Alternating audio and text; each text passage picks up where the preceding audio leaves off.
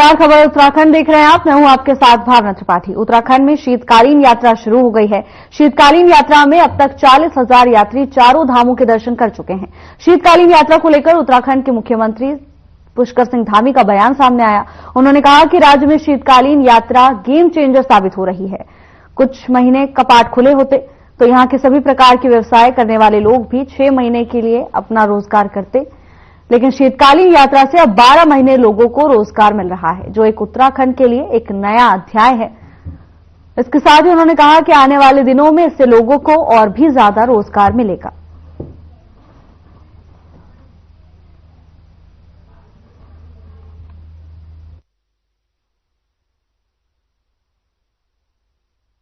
एक game changer साबित होने वाला है, क्योंकि 6 माह जब कपाट खुले होते हैं हमारे धामों के, उस समय यात्रा बहुत जोर शोर से चलती है।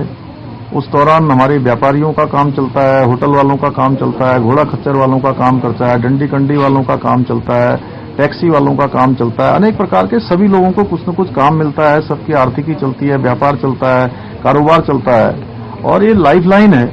लेकिन 6 माह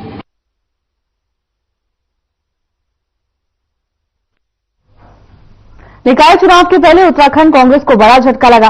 कांग्रेस के 3 बड़े नेताओं ने बीजेपी ज्वाइन कर दी। ये तीनों ही नेता कुमाऊं मंडल के हैं। बता दें कि इन तीनों नेताओं के बीजेपी में शामिल होने से कांग्रेस को बड़ा झटका लगा है और बड़ा नुकसान भी हो सकता है। उत्तराखंड में कांग्रेस संगठन का इंचार्ज हरीश रावत के कंधों पर ही माना जाता है।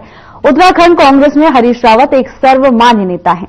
ऐसे में उन्हीं के इलाके से बड़े कांग्रेसी नेताओं का बीजेपी में शामिल होना काफी बुरी खबर है।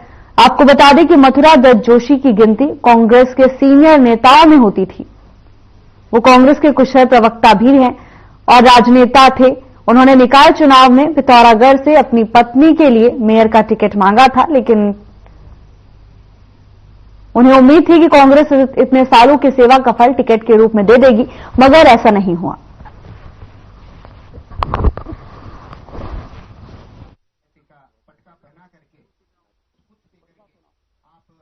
जगत सिंह खाती जी के सम्मिलित होने के अवसर पर मंच पर आसीन भारतीय जनता पार्टी के जुझारू एवं कर्मठ प्रदेश अध्यक्ष, राज्यसभा के सांसद आदरणीय महेंद्र भट्ट जी, हमारे बहुत वरिष्ठ नेता और टिहरी विधानसभा के लोकप्रिय विधायक, जिनका अनेक क्षेत्रों में योगदान है, आदरणीय किशोर उपाध्याय जी और मंच संचालक भारतीय जनता पार्टी के प्रदेश महामंत्री आदरणीय आदित्य कोठारी जी और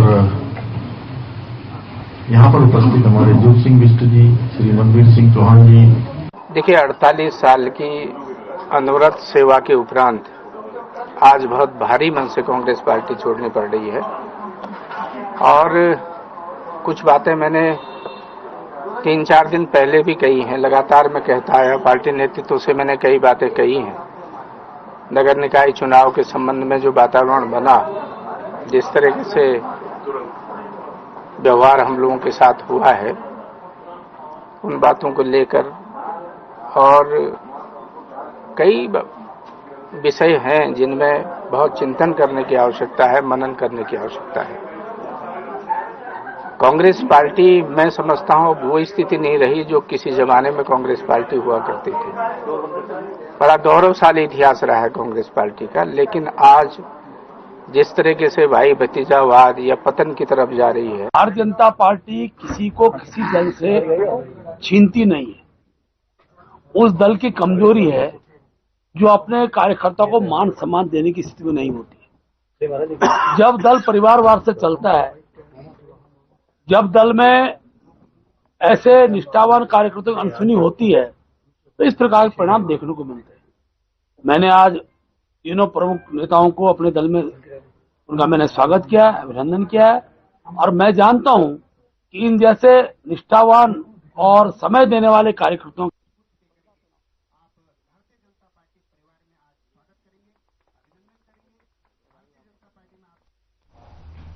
हल्द्वानी में नगर निगम चुनाव धीरे धीरे दिलचस्प होता जा रहा है। बीजेपी के बाद अब कांग्रेस के मेयर प्रत्याशी ललित जोशी ने मुखानी रोड में कांग्रेस का चुनावी कार्यालय का शुभारंभ किया। चुनावी कार्यालय के शुभारंभ के दौरान नेता प्रतिपक्ष यशपाल आर्य के साथ कांग्रेस के सारे नेता एक मंच पर दिखाई दिए।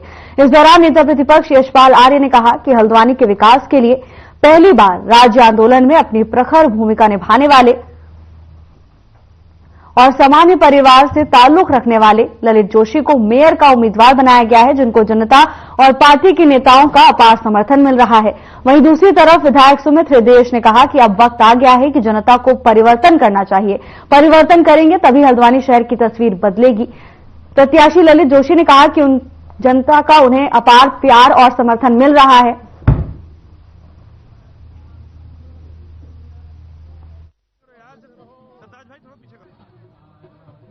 कांग्रेस के हमारे सारे नेतागण तो उपस्थित हैं, साथ ही साथ इस पूरे क्षेत्र की जो नगर महापालिका का क्षेत्र है, कुछ यहां आता है, कुछ कालाडूंगी विधानसभा में आता है, कुछ आपकी लालकुआं विधानसभा में आता है।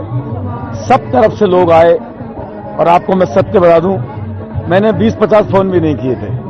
मैंने मैसेज डाला था, मेरे स्टाफ ने जरूर फोन किए थे, पर वो सब आए।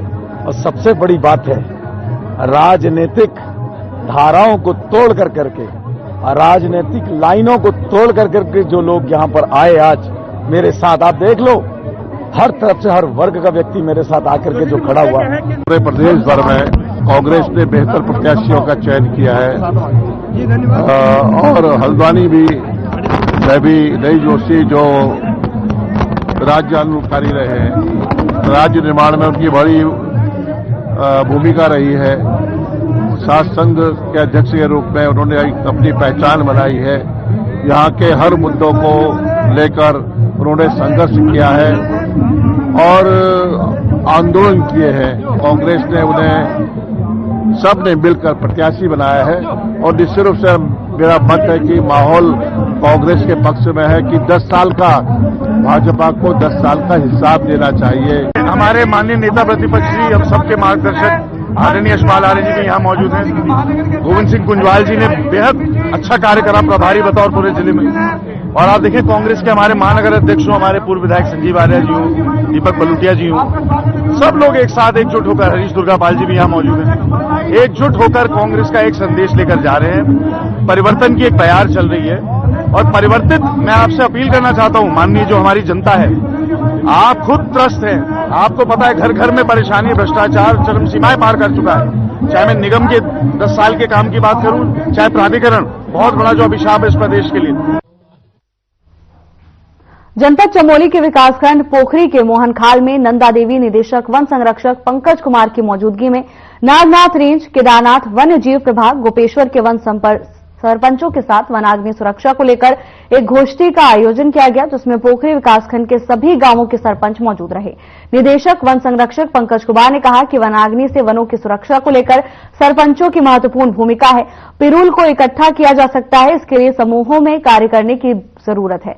वनाग्नि सुरक्षा के वृहत रूप में जन जागरूकता किया जाएगा।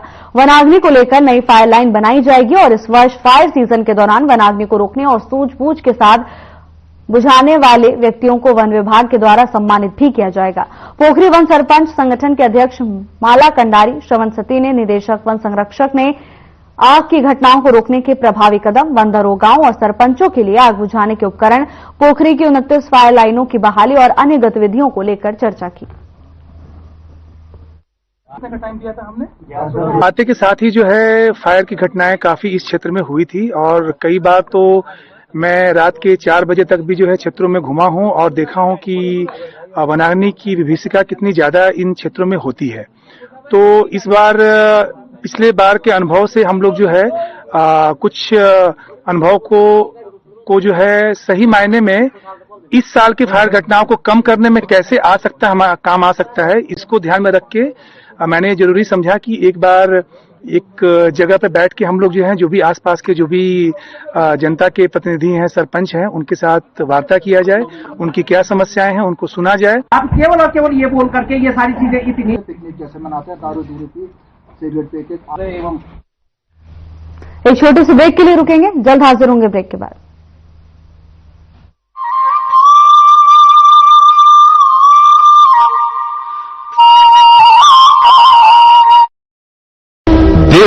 उत्तराखंड अब खेल भूमि बनने को है तैयार।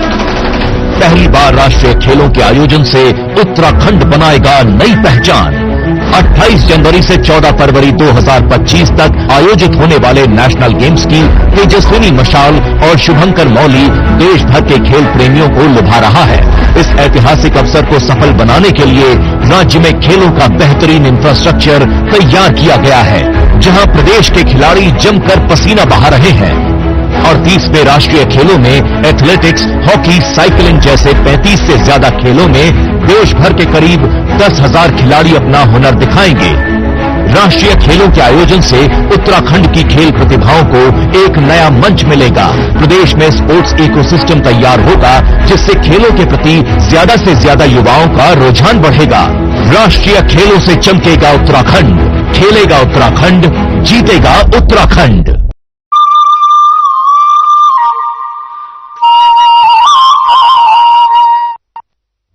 ब्रेक के बाद आपका स्वागत है। खबरों में आगे बढ़ेंगे। हल्द्वानी में नगर निगम चुनाव धीरे धीरे दिलचस्प होता जा रहा है। बीजेपी के बाद अब कांग्रेस की मेयर प्रत्याशी ललित जोशी ने मुखानी रोड में कांग्रेस का चुनावी कार्यालय का शुभारंभ किया है।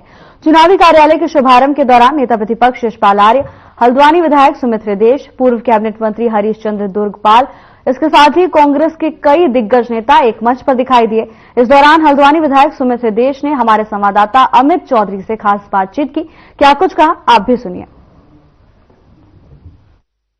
जहां एक तरफ निकाय चुनाव में अब यदि कम समय रह गया, वहीं भाजपा और कांग्रेस ने अपनी पूरी ताकत चुनाव को लेकर झोंक दी है। मैं मौजूद हूं हल्द्वानी में, और हल्द्वानी की बात करें तो यहाँ पर जहां बीजेपी का कार्यालय, चुनावी कार्यालय कल खुल चुका है, वहीं कांग्रेस की तरफ से आज चुनाव कार्यालय का उद्घाटन किया जा रहा है। और उस उद्घाटन में यहाँ सैकड़ों की संख्या में लोग मौजूद है, और जो कांग्रेस के तमाम बड़े चेहरे वो मौजूद है। आप देख सकते हैं यहाँ पर अगर बात की है तो आज उद्घाटन के मौके पर तमाम कांग्रेसी यहाँ पर जो चुनाव कार्यालय के उद्घाटन में पहुंचे हैं। और बड़े चेहरों की बात की है, गोविंद सिंह कुंजवाल, नेता प्रतिपक्ष यशपाल आर्य, खुद यहाँ से मेयर प्रत्याशी है ललित जोशी, और विधायक हल्द्वानी यहाँ पर जो सुमित हृदेश है वो पहुंच चुके हैं। लगातार लोगों से यहाँ पर उनकी अभिनंदन जारी है। बात यह है तो क्योंकि निकाय चुनाव बेहद नजदीक है, और हल्द्वानी मेयर की सीट, हॉट सीट क्योंकि लगातार कहा जा रहा था, उसको लेकर के अब क्योंकि अब कांग्रेस भी कहीं ना कहीं पूरे जोर शोर से अब मैदान पर उतर चुकी है। खुद विधायक सुमित हृदेश लगातार जनता के बीच में जा रहे हैं, लोगों यहाँ पर उनकी राय ली जा रही है, लोगों के साथ संपर्क किया जा रहा है। कैसा माहौल चल रहा है? आज उद्घाटन भी है। देखिए, बहुत अच्छा माहौल है। और 10 साल की जो कार्यप्रणाली नगर निगम की रही, नए वार्ड जब जोड़े गए थे 2018 में, उस समय कहा गया था चांद तारे तोड़ के ला देंगे, और उन्हीं की जो अनदेखी हुई है। मैं तो सबसे पहले उन जो नए वार्ड जुड़े हैं, उनके जो वहां पे वोटर हैं, जो वहां लोग रहते हैं, उनसे अपील करना चाहता हूं कि अगर आप परिवर्तन नहीं लाएंगे तो स्थिति कभी परिवर्तित नहीं होगी। भारतीय जनता पार्टी का एक ही एजेंडा रहता है, धर्म जाति के नाम पर लड़ाते हैं। लेकिन कांग्रेस की हमेशा सोच आप जानते हैं, चाहे पंडित तिवारी जी की बात करूं, चाहे मेरी स्वर्गवासी माता जी की बात करूं, ऐसे लोगों ने, चाहे यशपाल आर्य जी की हम बात करें जो जीता जाता प्रमाण है, ऐसे लोगों ने हमेशा विकास की बात करी, और हमेशा कभी ये नहीं देखा यहाँ से वोट पड़ा नहीं पड़ा, हर क्षेत्र में बराबर विकास करा।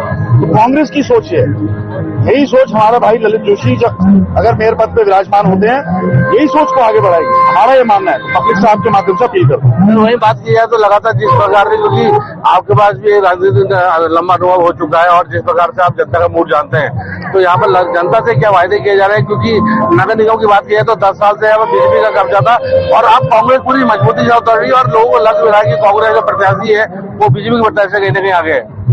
नगर निगम, प्राधिकरण, डबल इंजन सरकार में जो भ्रष्टाचार हुआ है, सबसे पहले इस पे विराम लगाने का हम लोग काम करें। एक सुखद अनुभव होगा कोई व्यक्ति, अगर कांग्रेस का मेयर पद हम जीतते हैं, सुखद अनुभव होगा उस व्यक्ति को जब वो अंदर जाएगा, उसे पता लगेगा कि बाकी में व्यवस्था बदल चुकी है। क्योंकि जंगल राज से निजात पाने के लिए बहुत बड़ी आवश्यकता है। जैसे मैंने आपसे पहले अपील करी, स्थिति परिवर्तित तब तक नहीं होगी जब तक परिवर्तन वोट में नहीं आएगा। मैं आपके माध्यम से लोगों से अपील करना चाहता हूं कि वोट के माध्यम से परिवर्तन लाएं, और देखें फिर बदलाव कैसा होगा। आपने अगले सवाल यह है कि कांग्रेस चूंकि अब लगातार लोगों से मुलाकात कर रही है, हर व्यक्ति कांग्रेस का जनता के पास जा रहा है। हालांकि आप डिस्क्लोज नहीं करना चाहिए, लेकिन फिर भी कांग्रेस की जो रणनीति है वो किस स्तर पर आप आगे बढ़ी, क्योंकि सामने बीजेपी के लोग हैं, और वहाँ कहीं ना कहीं जो संगठन है उसका काफी हावी है। नहीं, देखिए, सत्ता बल और धनबल बनाम जनबल, ये चुनाव बन चुका है। जनबल कांग्रेस के साथ है, मुझे पूर्णतः विश्वास है जैसे 2 चुनाव हम जीते थे अभी सरकार से लड़कर कांग्रेस से कैसे जीते बद्रीनाथ के और मंगलौर के, वैसे मेरा मानना है हल्द्वानी की सीट भी इस बारी हम जीतेंगे। सत्ता बल और धनबल हारेगा, जनबल जीतेगा। सर आपको अपना कीमती समय देने का धन्यवाद। तो ये तो सुमित दे हल्द्वानी के विधायक, और साफ कहना उनका यह है कि निकाय चुनाव में हल्द्वानी की जनता इस बार कांग्रेस को अपना समर्थन देने जा रही है, क्योंकि बीते 10 सालों में बीजेपी के यहाँ पर मेयर रहे हैं और उनकी तरफ से हल्द्वानी के जो बेसिक मुद्दे थे उन मुद्दों को नहीं छुआ गया, न उन मुद्दों पर काम किया गया, और उन्हीं मुद्दों को हल करने के लिए कांग्रेस के प्रत्याशी ललित जोशी पूरी तैयार है, और जनता कहीं न कहीं उनको जिता करके अगर मेयर बनाती है तो कांग्रेस उन सभी मुद्दों को हल करके यहाँ पर जनता को सहूलियत देने का कार्य करेगी। एक छोटे से ब्रेक के लिए रुकेंगे, जल्द हाजिर होंगे ब्रेक के बाद।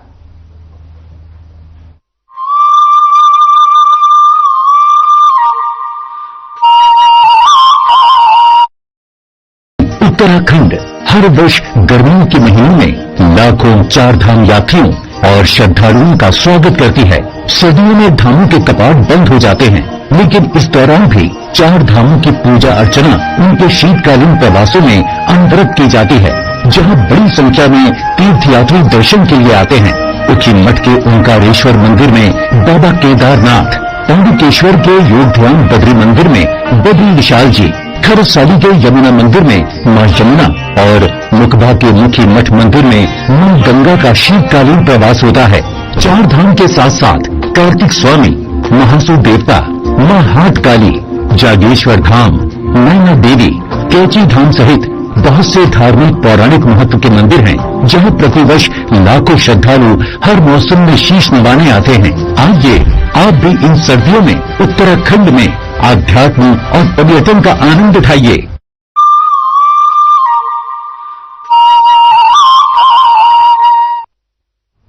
ब्रेक के बाद आपका स्वागत है। खबरों में आगे बढ़ेंगे। निकाय चुनावों के लिए सिंबल का आवंटन हो चुका है, जिसके बाद से प्रचार प्रसार में तेजी आ गई है। इसी के चलते देहरादून नगर निगम के कांग्रेस प्रत्याशी वीरेंद्र पोखरियाल ने कांग्रेस मुख्यालय में पार्टी के पार्षद प्रत्याशियों की मीटिंग बुलाई और इसमें सभी को चुनाव में पार्षद के साथ साथ मेयर के लिए भी वोट मांगने की बात की गई। तो वहीं इस मौके पर देहरादून नगर निगम से कांग्रेस के प्रत्याशी वीरेंद्र पोखरियाल ने कहा कि सभी के साथ परिचय हुआ है और सभी से कहा गया है कि एकजुटता के साथ चुनाव लड़ें। जो है आज जो है सिंबल आवंटित हुआ है और उसी के मध्य रखते हुए जितने भी प्रत्याशी हैं वार्ड के, उनके साथ अपना इंट्रोडक्शन था और जो एक दूसरे को भली भांति जाने और वार्डों में जिस तरह बूथ कमेटी से लेके और कांग्रेस के पक्ष में मतदान करने के लिए घर घर जाने के लिए एक रणनीति बनाई गई है, उसी उसमें ये हम लोगों ने एक मीटिंग करी है। और एक छोटे से ब्रेक के लिए रुकेंगे, जल्द हाजिर होंगे ब्रेक के बाद।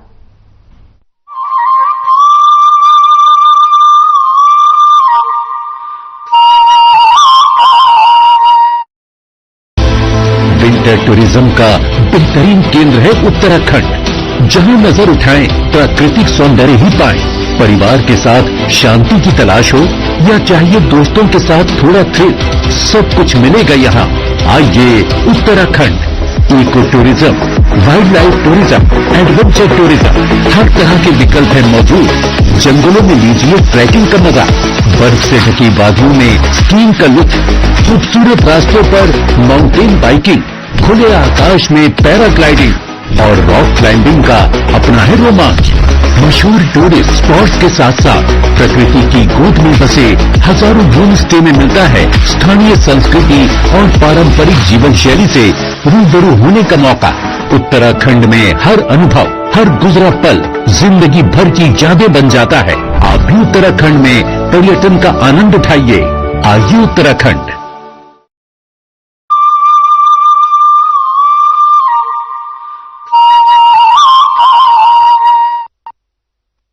ब्रेक के बाद आपका स्वागत है। खबरों में आगे बढ़ेंगे।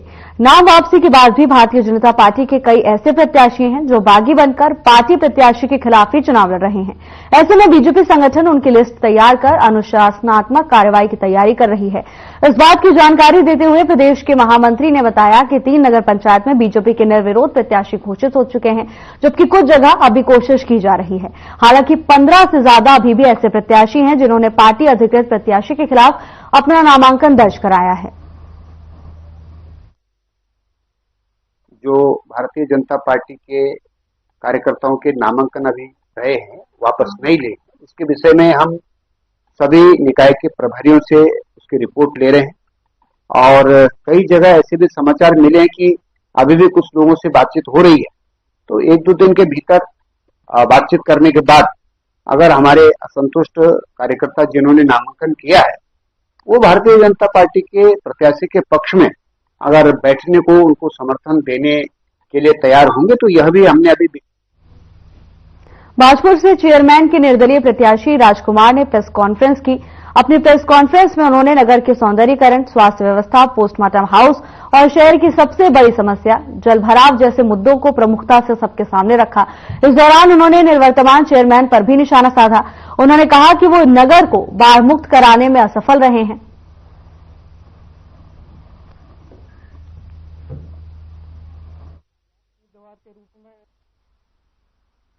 लेकिन मैं एक आजाद उम्मीदवार के रूप में मैदान में उतरा हूं और मेरे साथ हर वर्ग का व्यक्ति मेरे साथ है। आपने पिछले 15 वर्षों से जो निवर्तमान चेयरमैन हैं उन्होंने, आपने देखा होगा उन्होंने शहर के लिए क्या किया। मेन समस्या शहर की जल भराव की, जिससे हमारे व्यापारी भाई यहां पर उस जल भराव से आप आते हो, जब बरसातों का सीजन आया आप शहर में आए, ट्रैक्टर पे चढ़े, 4 राउंड इधर मारे 4 राउंड उधर मारे। ये समस्या का समाधान नहीं है। समाधान आपने शहर में अगर पानी की समस्या इतनी बड़ी समस्या है।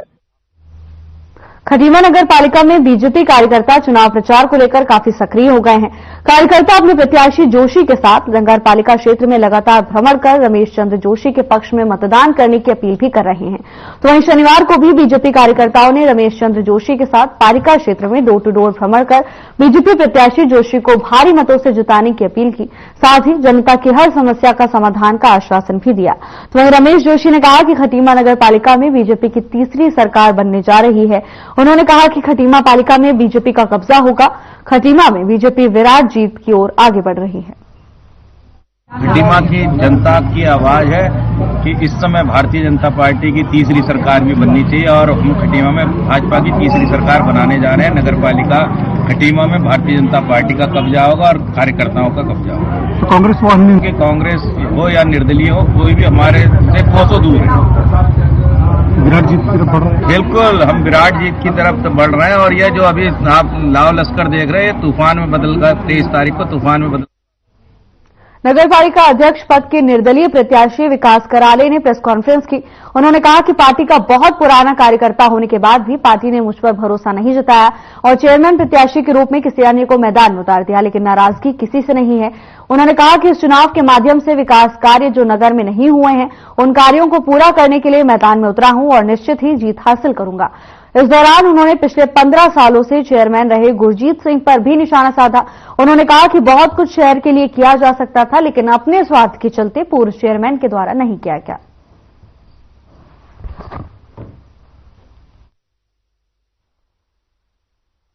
मुझे किसी से भी कोई शिकायत नहीं है।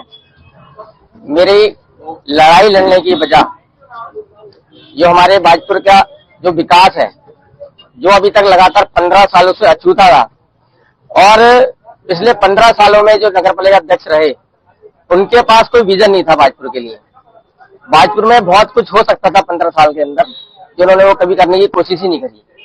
मैं मानता हूं कि सड़क और नाली भी जरूरी है, लेकिन उसके साथ और भी बहुत सी चीजें हैं जो भाजपुर को एक अलग दिखने के लिए हमें करनी चाहिए थी। नाली और सड़क तो और सब लोग भी बनाते हैं। इसके अलावा उन्होंने कभी चिंता नहीं करी, क्योंकि नगर पालिका का सबसे पहला काम क्या होता है? सफाई, बिजली, पानी, सारी व्यवस्था नगर पालिका की होती है। आज तक 15 सालों में उन्होंने भाजपुर के निकासी की कभी कुछ चिंता नहीं करी। 15 सालों से लगातार नालियों की सफाई न होने के कारण एक घंटे की बारिश में भाजपुर की सड़कों पर पानी आता रहा, लेकिन इस चीज की उन्होंने कभी चिंता नहीं करी। फिलहाल के लिए बस इतना ही। जल्द हाजिर होंगे नई अपडेट्स के साथ। नमस्कार।